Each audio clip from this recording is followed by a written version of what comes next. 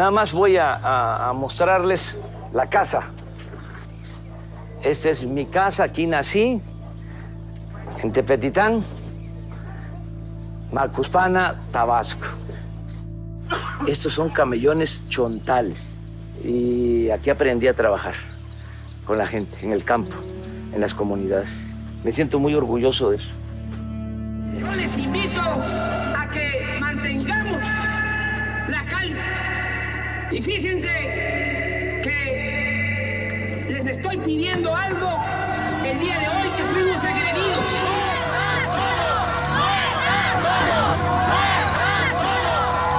Comparezco con dignidad ante este tribunal por el juicio de desafuero en mi contra.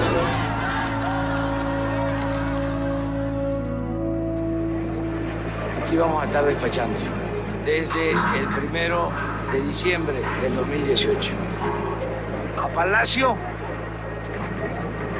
o a la chingada. A Palenque, Chiapas. Pero yo creo que va a ser a Palacio, porque la gente quiere que haya un cambio.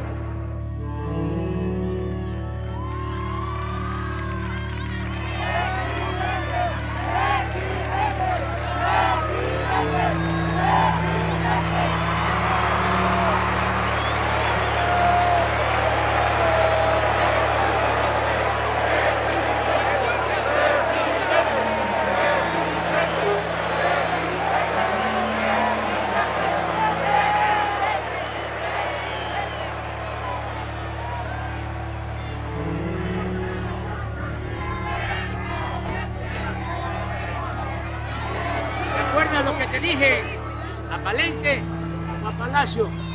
El pueblo de México quiso que fuese a Palacio y yo no le voy a fallar al pueblo de México. Voy a estar a la altura de este gran pueblo, el pueblo mexicano.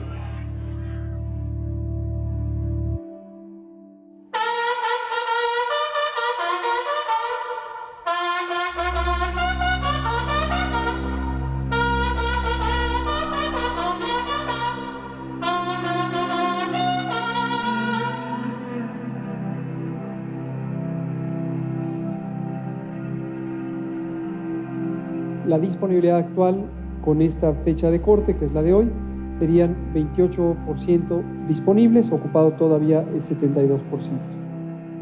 Para aquella petición de 1 millón de cubrebocas 3M que nos tiene parado el gobierno de Estados Unidos con la empresa 3M.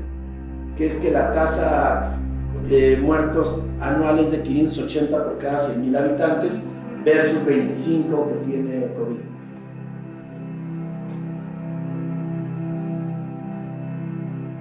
Apoyo adentro.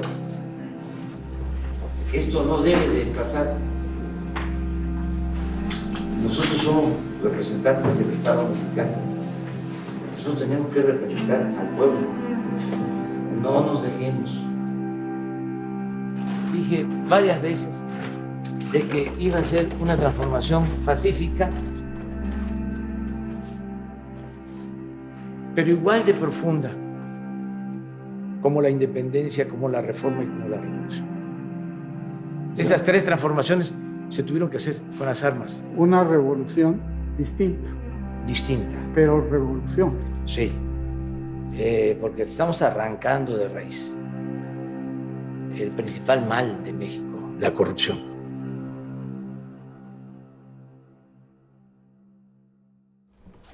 El despacho presidencial no es la silla famosa en la que no se quiso sentar Zapata. Sí se sentó Villa. Zapata no quiso porque dijo que estaba embrujada. Yo de todas maneras la mandé a limpiar antes.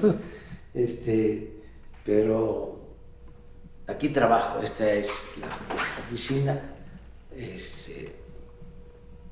del presidente. No se usaba porque, como sabes, los presidentes despachaban fundamentalmente en Los Pinos.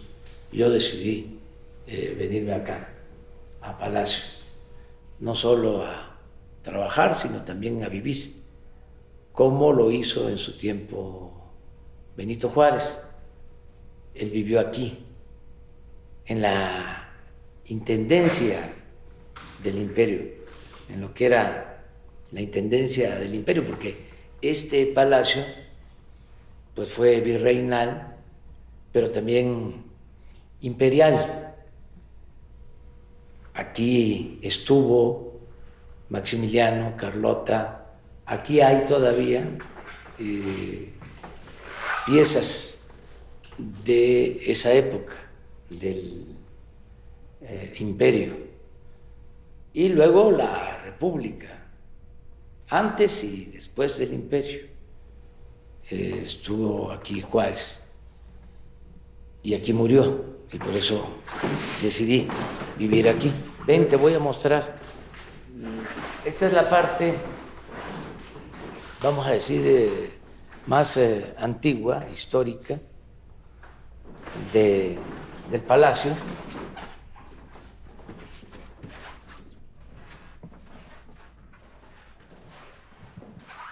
Estos son los corredores. Este se llama el patio de honor, aquí abajo. Aquí está la escalera principal. Este es un primer piso. Mira, te hablaba yo de Maximiliano. Esta pieza es de Maximiliano. Esa pieza es del imperio. Este es el imperio. Esta es la corona. Lo mismo esto. Por favor.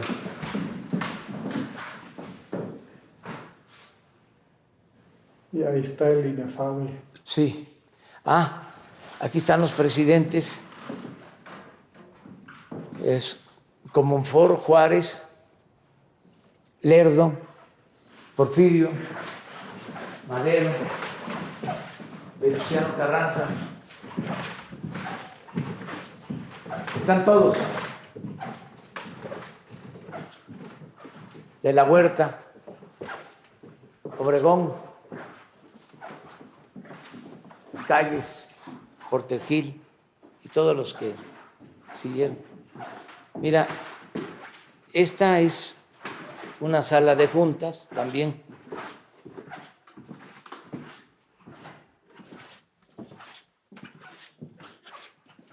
Aquí firmamos Zapata. De la época, sí. Aquí nos lo prestaron Sí, para firmar Zapata. sí, sí.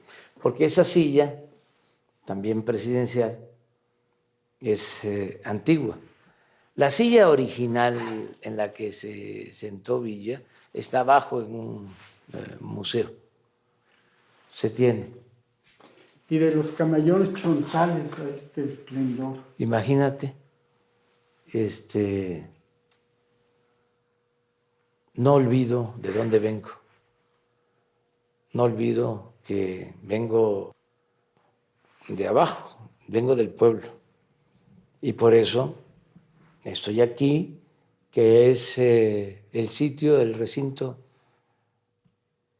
del poder público más importante de México, pero no dejo de pensar y de llevar a la práctica el principio de que el poder dimana del pueblo y se instituye para su beneficio. Yo soy un representante del pueblo de México y de manera muy especial, aunque represento a todos, es un timbre de orgullo poder representar más, darles preferencias, si se puede decir así, a los pobres, a los necesitados.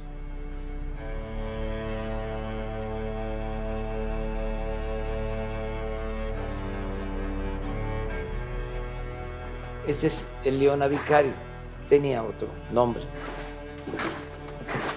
Se han ido también arreglando, pero mira qué majestuosos espacios, mira qué belleza. Este salón es el salón, lo bautizamos como Panamericano. Washington, Carlos III,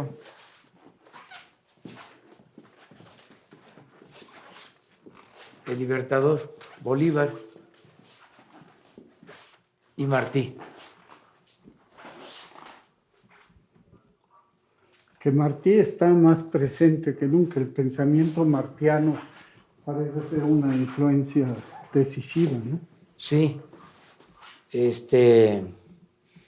hay que regresar a Martí, diría Silvio Rodríguez.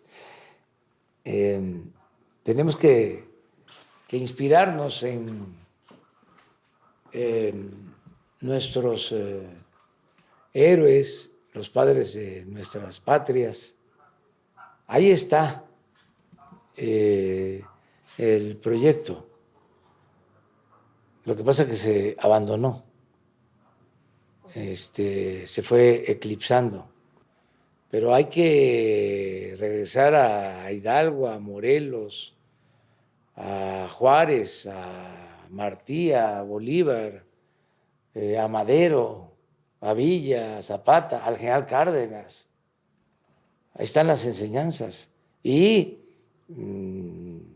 también a Salvador Allende, en el caso de América Latina, a Nelson Mandela, a Luther King, a Gandhi y a muchos otros que son referentes. Ser nacionales y universales. Pero como decía Martí, precisamente, aunque haya un injerto, decía, con lo universal, procuremos que el tronco sea nuestro, que siempre el tronco sea nuestro. No dejemos de ser internacionalistas, universales, pero que no olvidemos nuestra identidad, nuestra idiosincrasia. Un error gravísimo. Por eso fracasó el modelo neoliberal, entre otras cosas.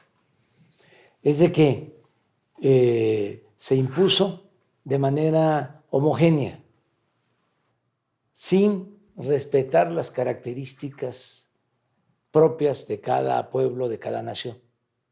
Fue una imposición. No es posible ni en México hacer eso, porque México es un mosaico cultural. Son muchos Méxicos. Entonces, imagínate una sola receta para todo el mundo, una sola agenda para todo el mundo, reformas estructurales para todo el mundo, lo mismo, privatización para todo el mundo, reforma energética para todo el mundo, reforma laboral para todo el mundo, reforma fiscal para todo el mundo, igual para aplicarse en España o en Francia o en Argentina o en Brasil o en México. Eso es un absurdo. Eso fue una actitud prepotente. Las políticas económicas se tienen que aplicar a partir de cada realidad. En el caso de nosotros fue vergonzoso que durante 30 años no se hizo un plan de desarrollo propio, apegado a nuestra realidad. Se copiaban. Siempre se copiaba, ¿sí? Ahora el plan de desarrollo nuestro es distinto completamente. Fue una ruptura, un antes y un después. Y ya en el plan de desarrollo nuestro, pues lo fundamental es el bienestar, es el combate a la corrupción, la austeridad, nada de eso estaba en el modelo neoliberal impuesto por décadas en el país. Pero en fin, vamos a seguir. Este es el Salón de Embajadores. Aquí se recibían las cartas credenciales. Yo ya no lo hago así. Yo recibo a los embajadores en el despacho, pero era para esto, el salón. Un gobierno austero tiene también Sí, que conservar, digamos, una línea de actuación Sí. incluso en estas instalaciones. sí. Cambiar, mantener el protocolo republicano con algunos cambios. Y este es el salón principal. Mira la belleza. Estos son retratos de la época. Retratos de época. Es la batalla de Puebla.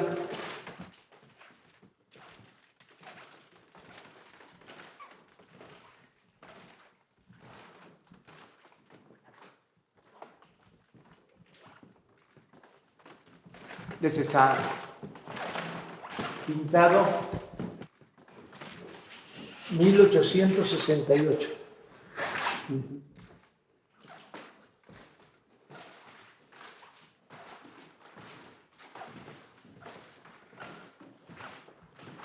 El encuentro de Tenochtitlan.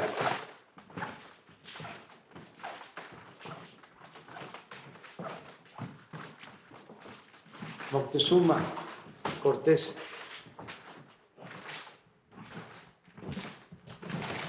Este es el balcón. Desde donde se hace el grito. Sí, aquí es Bajo del cual el grito.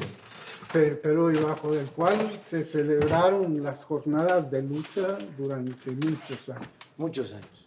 Sí. Muchos años. Con momentos muy tristes. Sí. Pues aquí estuvimos protestando. Vamos a ver si podemos abrir. No, yo creo que no vamos a poder. Es que esto...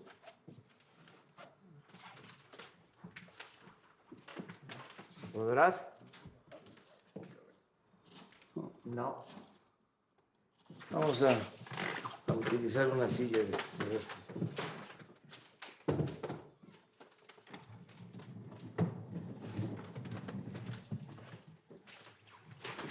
Vamos. Un momentito. Ahí está. No le pasó nada. Pero esa es una imagen del presidente. Hay que hacer las cosas uno mismo. No ya estuviera aquí el Estado Mayor. Ah, sí. ¿Sabes cuántos cuidaban al presidente, verdad? Sí. 8,000.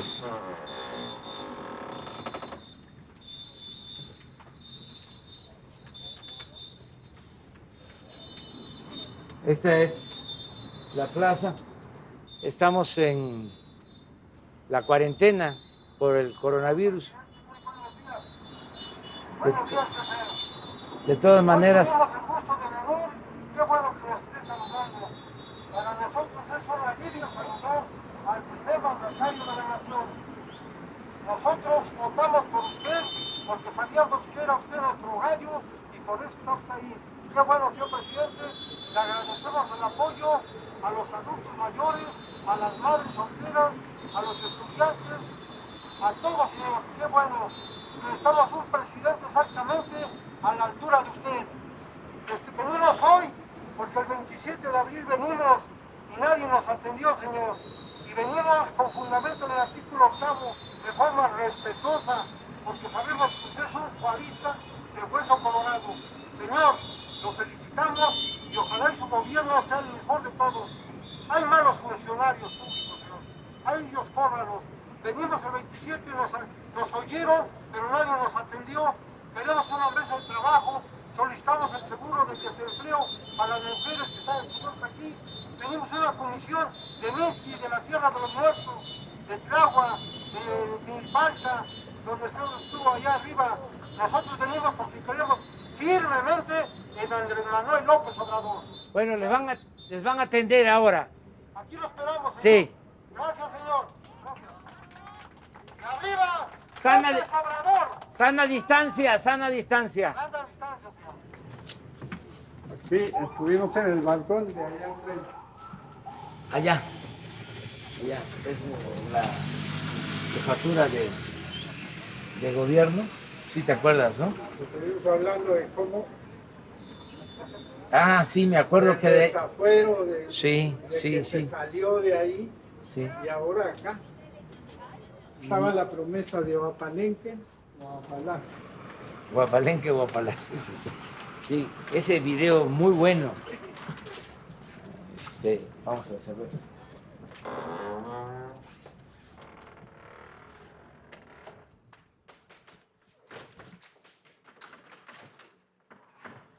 Pero la ruta de ese balcón a este balcón se hizo con una promesa a la gente, transformar el país. Sí. Yo siento que con la epidemia esta promesa va tomando cuerpo acelerada y profundamente. Sí, ya nosotros, Epimenio,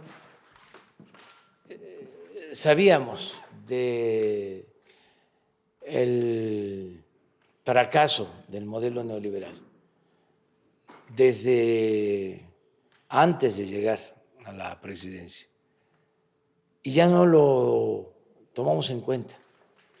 En el plan de desarrollo al que hice mención ya no está el modelo neoliberal. Definimos una política distinta para atender a la gente, una política democrática. Decía yo que en la economía no podía haber poder sin pueblo, es decir, kratos sin demos. La economía no tiene por qué estar al servicio de una minoría. La economía tiene que representar los anhelos de todo un pueblo. Entonces, un cambio importante fue ese, el que el gobierno dejó de ser un comité al servicio de una minoría y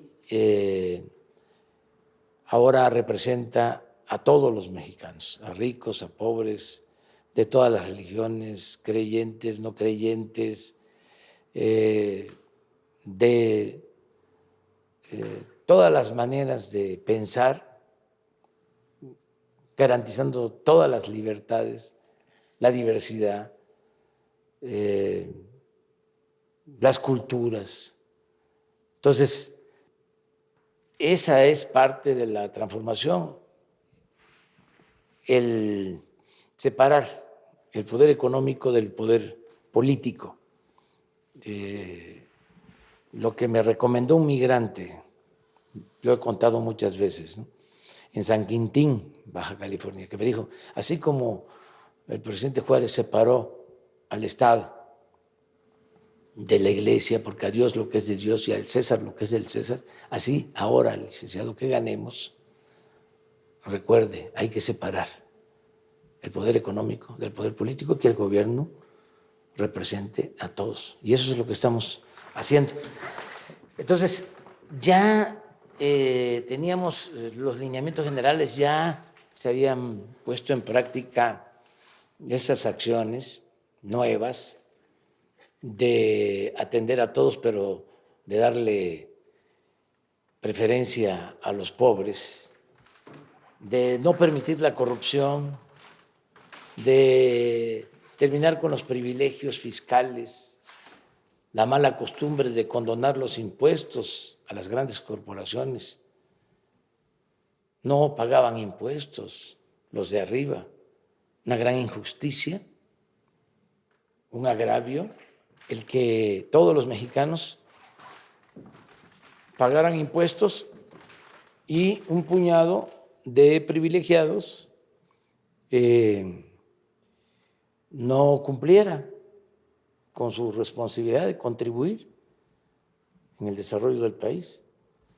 Entonces, se les condonaban los impuestos. Estoy hablando de grandes corporaciones, miles de millones de pesos. Entonces, pusimos orden. Habían deudas de miles de millones de pesos. Hace unos días hablé que 15 grandes contribuyentes le debían a la hacienda pública 50,000 millones de pesos.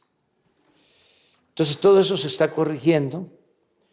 Ya es delito grave la corrupción, que no lo era, y muchos otros cambios. Y esto pues ha generado reacciones. No están de acuerdo los conservadores. ¿Por qué hablo de conservadurismo? Bueno, porque son los partidarios de mantener el statu quo, es decir, que se mantengan los privilegios, que continúe el régimen de injusticias, de corrupción. Entonces, ellos no ven con buenos ojos esta transformación, pero nosotros llegamos para transformar, no por la parafernalia del poder. Llegamos para hacer historia y no le vamos a fallar al pueblo. Entonces, ahora con la pandemia, esa misma política la hemos profundizado, porque cuando se presentaban crisis durante el tiempo del neoliberalismo, ¿qué se hacía? Bueno, pues se recurría a endeudar al país, se aumentaba el precio de las gasolinas, habían recortes que afectaban a los trabajadores. Esas eran las recetas, ¿no? Se rescataba a las grandes empresas, a las grandes corporaciones que abusaban. Bueno, en épocas de crisis era cuando más se desataba la corrupción. Entonces, ahora no, ahora dijimos, no vamos a endeudar al país. Aquí me llevaría tiempo explicarlo, pero bueno, es relativamente sencillo. La deuda personal, la deuda nuestra, la deuda tuya, la mía,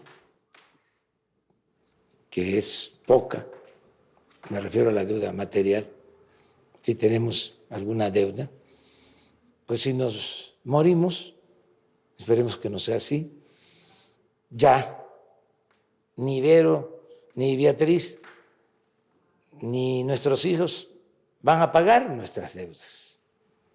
Ya no existimos y se acabó. Pero resulta que la deuda pública se hereda de generación en generación. No se cancela, no desaparece. La deuda pública en el siglo XIX se mantuvo desde Santa Anna, que empezó a endeudar al país durante la República. Bueno, por eso nos invadieron. Bueno, fue el pretexto para que Francia nos invadiera, porque el presidente Juárez declaró una moratoria a la deuda, no había para pagar, y se vio obligado a declarar una moratoria. Y por eso nos invadieron los franceses. Luego Porfirio Díaz tuvo que reconocer esa deuda que venía desde Santa Anna.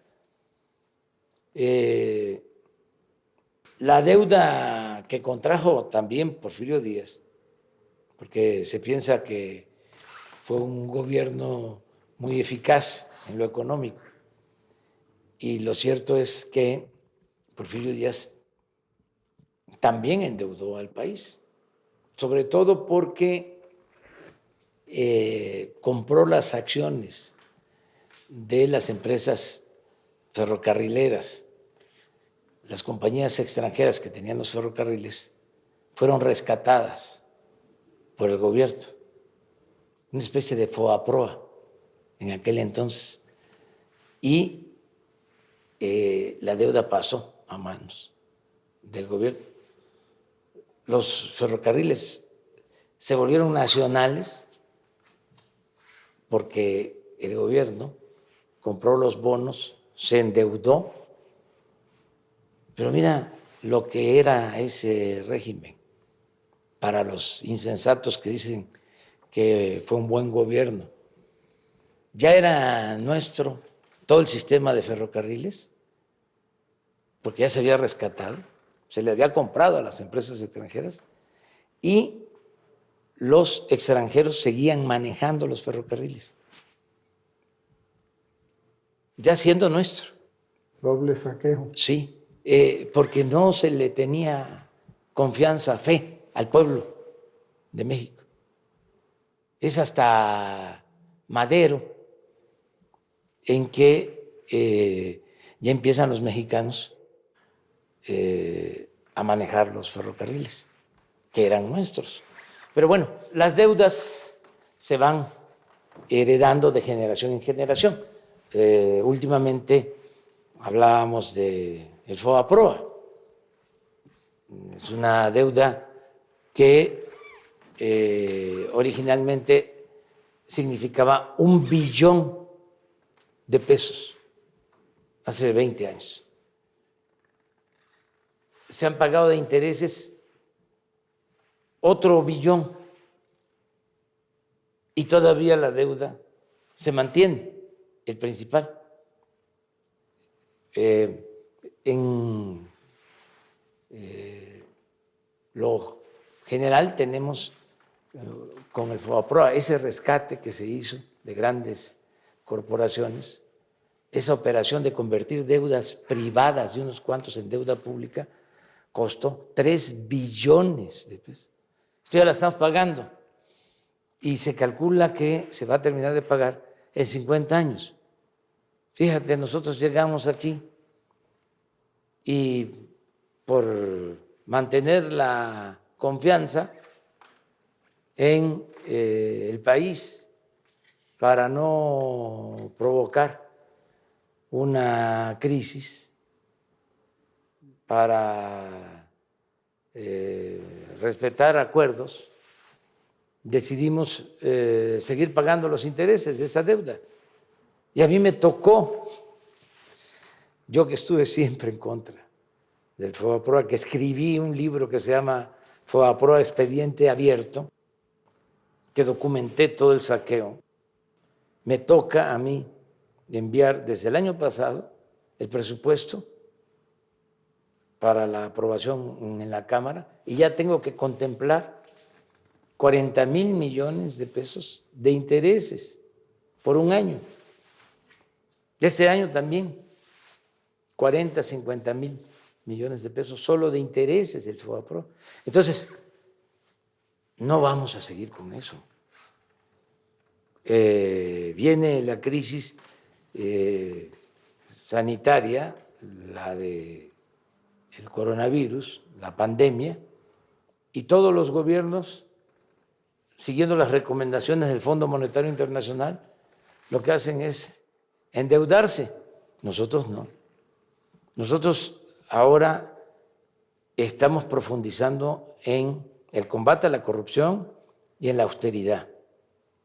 Antes se le pedía al pueblo que se apretara el cinturón. Ahora el gobierno es el que se está apretando el cinturón. Te pongo un ejemplo. El último año del gobierno del presidente Peña, aquí en la presidencia, ejercieron 3,600 millones de pesos. Nosotros ya el año pasado, el primer año de gobierno, ejercimos 800 millones. Es decir, 2,800 millones menos. de 3.600 en el 2018 a 800 millones en el 2019. Y este año, porque le estamos dando otra vuelta a la tuerca, vamos a ejercer 600 en la presidencia. Y no ha habido demérito. No vamos a presumir que es mejor ahora la presidencia que la que había antes, pero sí podemos decir, cuando menos, que pues es lo mismo. ¿Cuál es la diferencia? Bueno, ya, mira cómo estamos aquí solos. Hablabas del Estado Mayor, ya no existe 8,000 elementos para cuidar al presidente y toda la parafernalia de poder, los aviones, la servidumbre, como si fuésemos una realeza, como parte de una monarquía y no de una república. Y te hablaba yo hace un momento de cómo hay que regresar a nuestros héroes, a las enseñanzas de nuestros héroes. Es regresar a Juárez, que decía, el funcionario tiene que aprender a vivir en la justa medianía. Esas son las enseñanzas que estamos aplicando.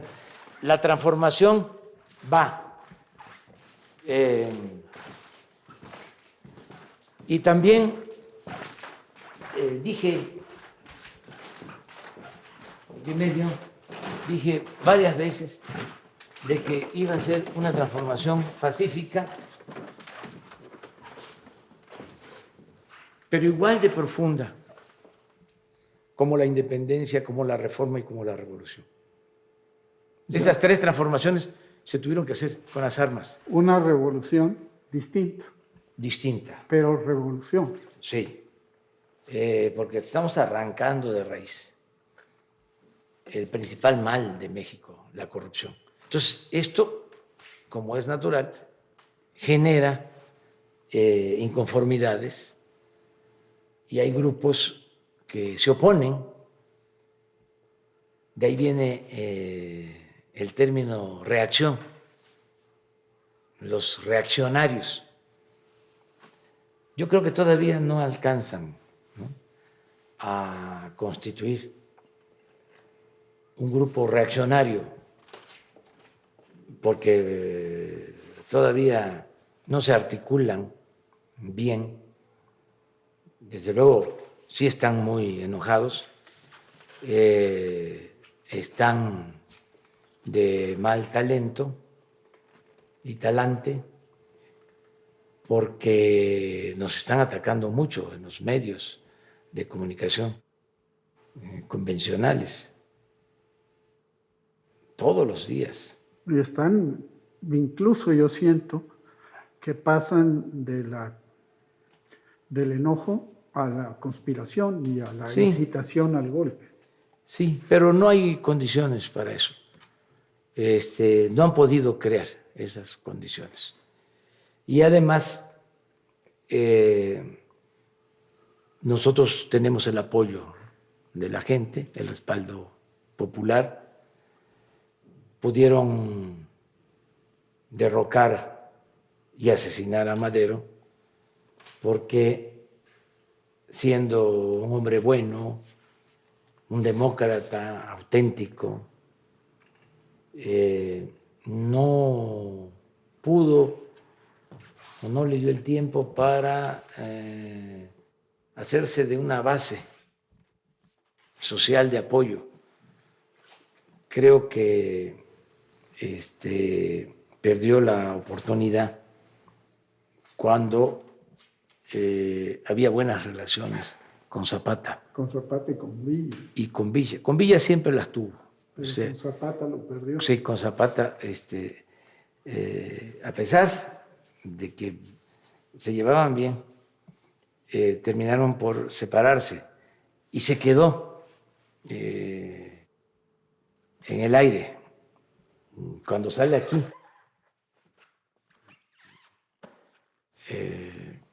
al momento de la traición hablarle a la gente, el pueblo no lo secunda.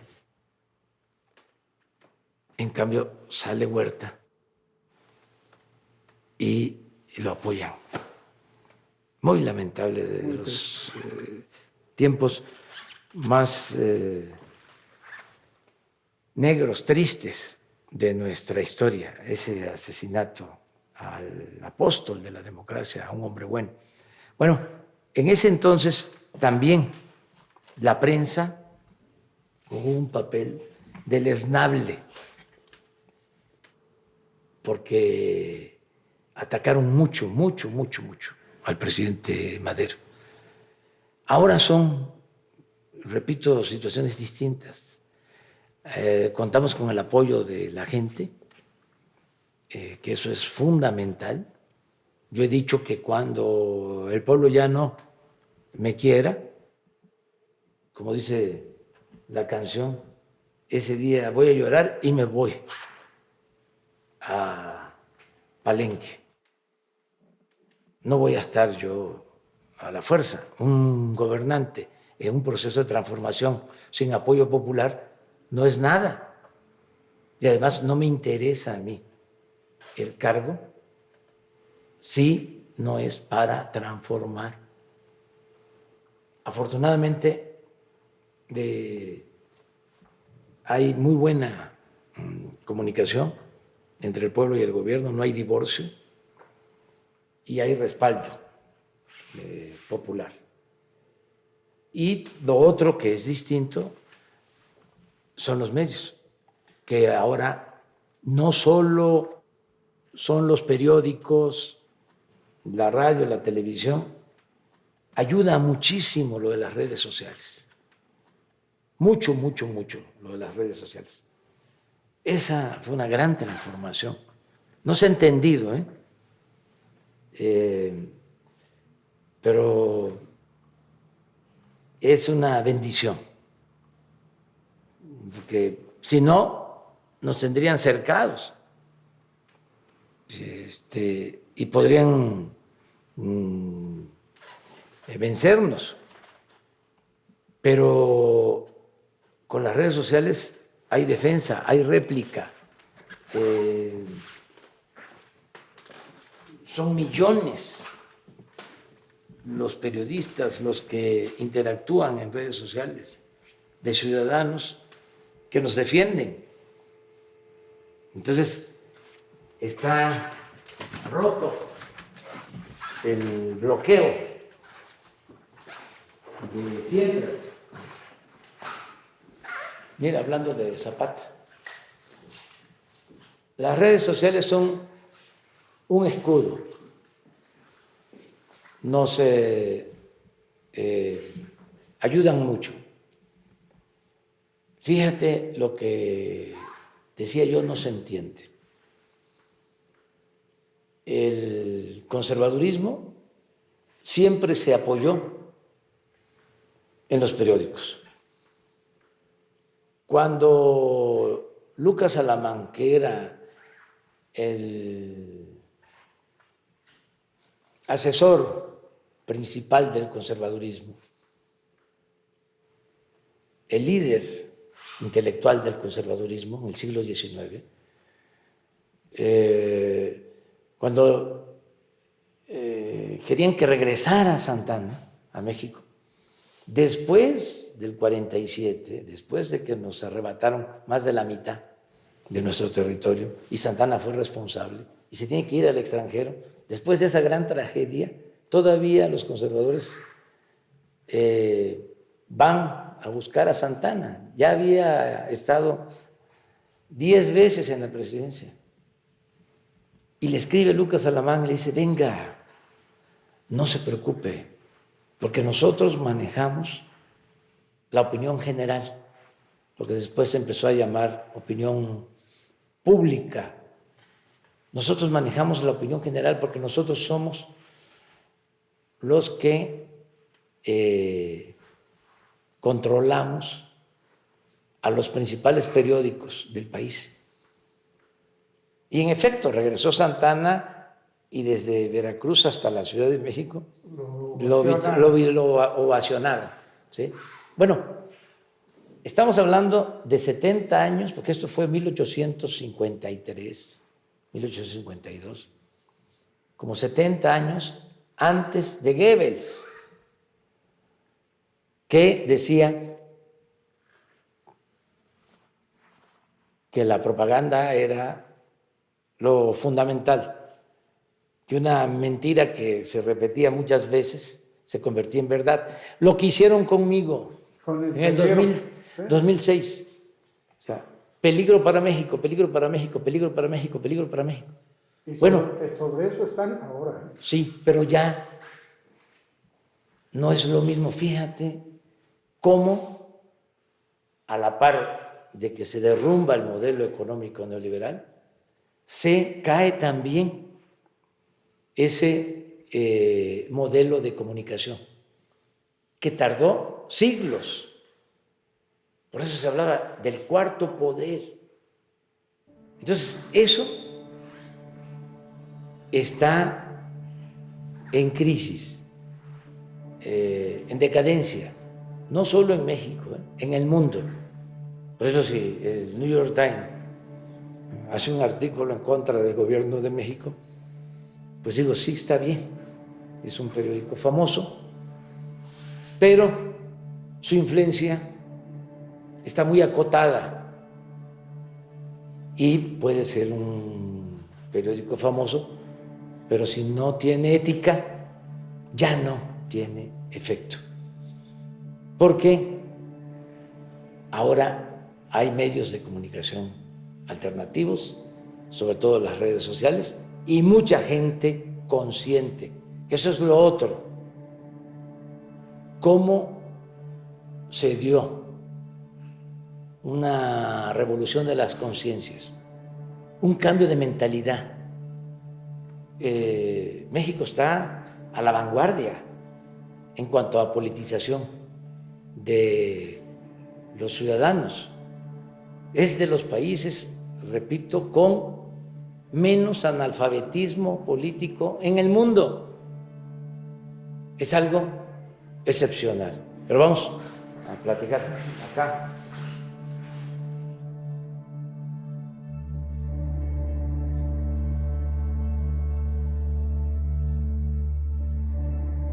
Ya hicimos esta sala. Cuauhtémoc la dignidad de nuestro pueblo.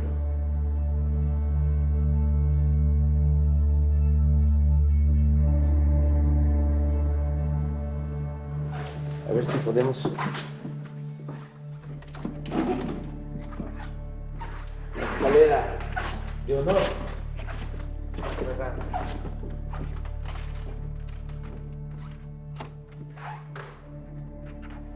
No.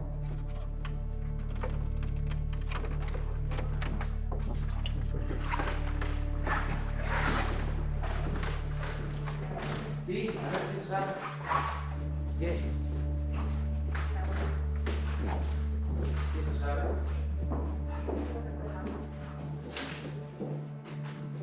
Mira, tan fácil.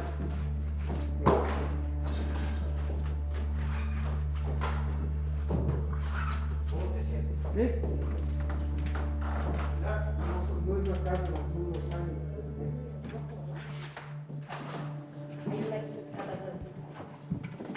Esta es la escalera de honor. Te invito. Aquí suben y bajan los jefes de Estado, pero tú representas al pueblo de México. Ven. Así que ese es un derecho.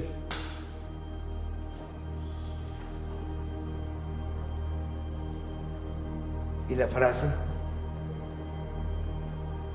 de Vicente Guerrero: la patria es primero.